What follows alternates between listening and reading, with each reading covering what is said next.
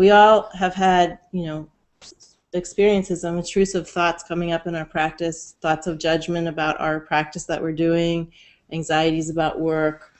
And then, sometimes people also have another thought that follows upon noticing those thoughts, that they don't want to be having those thoughts, or they shouldn't be having those thoughts. And basically, when it comes to thoughts in practice, we want to take two approaches.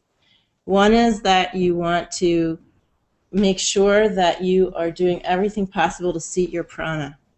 And that means following the guidelines of some system like Ayurveda or Chinese medicine, to eat correctly for your constitution in the seasons, to be ritualizing your day, regularizing your day, everything you can possibly do to calm down your system. And Nadi Shodhana, alternate nostril breathing, is also a really good thing to do.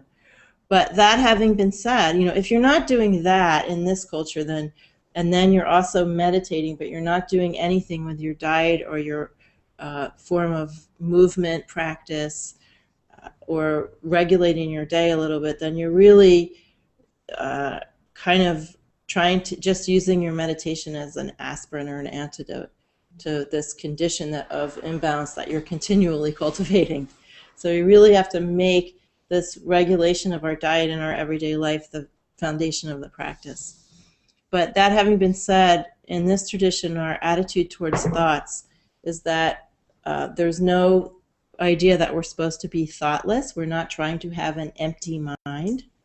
We want to, through various means, experience the base state from which our thoughts are arising, but we're not bothered by our thoughts. So the advice is to not follow them and not push them away. Following them means we get distracted by our thoughts and we're doing our practice, and then 5 minutes goes by and we realize we were thinking about somebody at work that we're not fond of and having an altercation with, or something that's due at work or something like that, something we're anxious with. And when that happens, we try not to get too excited about that. It's just natural. That's what happens when we're not fully awake yet.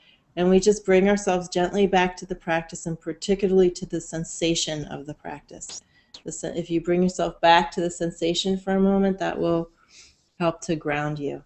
So you find yourself distracted, being pulled away by thoughts, you just bring yourself back gently without beating yourself up about it, because that's just another thought, right? And then you're also not trying to aggressively push any thoughts away. The thoughts are going to happen. And your enlightenment does not depend on whether you are thinking or not. That would be a really piss poor kind of enlightenment if thoughts could pull you away from your realization. Thoughts are necessary and thoughts will happen. And we're going to wake up anyway.